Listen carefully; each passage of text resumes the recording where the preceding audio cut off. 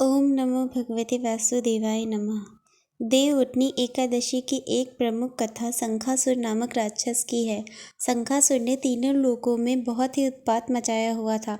तब सभी देवताओं के आग्रह करने पर भगवान विष्णु ने उस राक्षस से युद्ध किया और यह युद्ध कई वर्षों तक चला। युद्ध में वह असुर मारा गया और इसके बाद भगवान विष्णु विश्राम करने चले गए। कार्तिक शुक्ल एकादशी के दिन भगवान विष्णु की निद्रा टूटी थी और सभी देवताओं ने भगवान विष्णु की पूजा की थी। शिव महापुराण के अनुसार पौराणिक समय में दैत्यों का राजा दंभ हुआ करता था। वह बहुत बड़ा विष्णु भक्त था। कई सालों तक उसके यहाँ संतान नहीं होने के कारण उसने शुक्राचार्य को अपना गुरु बनाकर उनसे श्री कृष्ण मंत्र प्राप्त किया। यह मंत्र प्राप्त करके उसने पुष्कर सरोवर में घोर तपस्या की।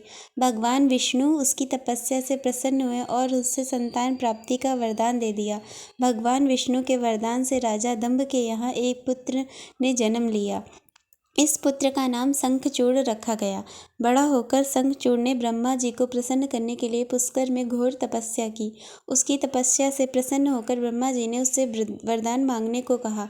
तब शंखचूड़ ने वरदान मांगा कि वह हमेशा अजर अमर रहे, वह कोई भी देवता उसे मार नहीं पाए। ब्रह्मा जी ने उसे वरदान दे दिया और कहा कि वह बद्री वन जाकर धर्मध्वज की पुत्री तुलसी, जो तपस्या कर रही है, उससे विवाह कर ले। शंखचूड़ ने वैसा ही किया और तुलसी के साथ विवाह के बाद सुखपूर्वक रहने लगा। उसने अपने बल से देवताओं, असुरों, दानवों, राक्षसों, गंधर्वों, नागों, किन्नरों, मनुष्यों तथा त्रिलोकी के सभी प्राणियों पर विजय प्राप्त कर ली। वह भगवान श्री कृष्ण का परम भक्त था। शंखचूड़ के अत्याचारों से सभी देवता परेशान होकर ब्रह्मा जी के पास गए और ब्रह्मा जी उन्हें भगवान विष्णु के पास ले गए। भगवान विष्णु ने कहा कि शंखचूड़ की मृत्यु भगवान शिव के त्रिशूल से ही होगी, अतः आप उनके पास जाएं। भगवान शिव ने चित्ररथ नामक गढ़ को अपना दूत बनाकर शंखचूड़ के पास भेजा।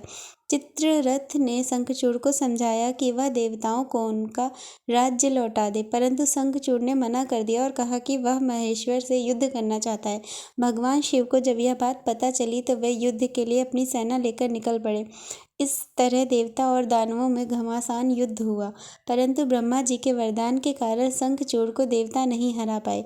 भगवान शिव ने शंखचूड़ का वध करने के लिए जैसे ही अपना त्रिशूल उठाया, तभी आकाशवाणी हुई कि जब तक शंखचूड़ के हाथ में श्री हरि का कवच और उसकी पत्नी का सतीत्व अखंडित है, तब तक इसका वध असंभव है।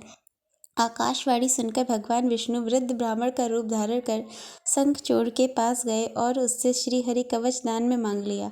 शंखचूड़ ने वह कवच बिना संकोच के दान कर दिया। इसके बाद भगवान विष्णु शंखचूड़ का रूप बनाकर तुलसी के पास गए। शंखचूड़ रूपी भगवान विष्णु ने तुलसी के महल के द्वार पर जाकर अपनी विजय होने की सूचना दी। यह सुनकर तुलसी बहुत प्रसन्न हुई और पति रूप में आए भगवान का पूजन किया व रमण किया। ऐसा करते ही तुलसी का अस्तित्व खंडित हो गया और भगवान शिव ने युद्ध में अपने त्रिशूल से शंखचूड़ का वध कर दिया। तब जब तुलसी को पता चला कि वह उनके पति नहीं है बल्कि वह तो विष्णु भगवान है, क्रोध में आकर तुलसी ने कहा कि आपने छल पूर्वक मेरा धर्म भ्रष्ट किया है और मेरे पति को मार डाला, अतः मैं आपको श्राप देती हूँ कि आप पाषाण होकर धरती पर रहें। तब भगवान विष्णु ने कहा, देवी, तुम मेरे लिए भारतवर्ष में रहकर बहुत दिनों तक तपस्या कर चुकी हो। तुम्हारा यह शरीर नदी रूप में बदलकर गंडकी नामक नदी के रूप में प्रसिद्ध होगा। तुम पुष्पों में श्रेष्ठ तुलसी का वृक्ष बन जाओगी और सदा मेरे साथ रहोगी। तुम्हारे श्राप को सत्य करने के लिए मैं पाषाण शालिग्राम बनकर रहूँगा। गंडकी नदी के तट पर मेरा वास होगा। देव प्रबोधिनी एकादशी के दिन भगवान शालिग्राम व तुलसी का विवाह संपन्न कर मांगलिक कार्यों का प्रारंभ किया जाता है।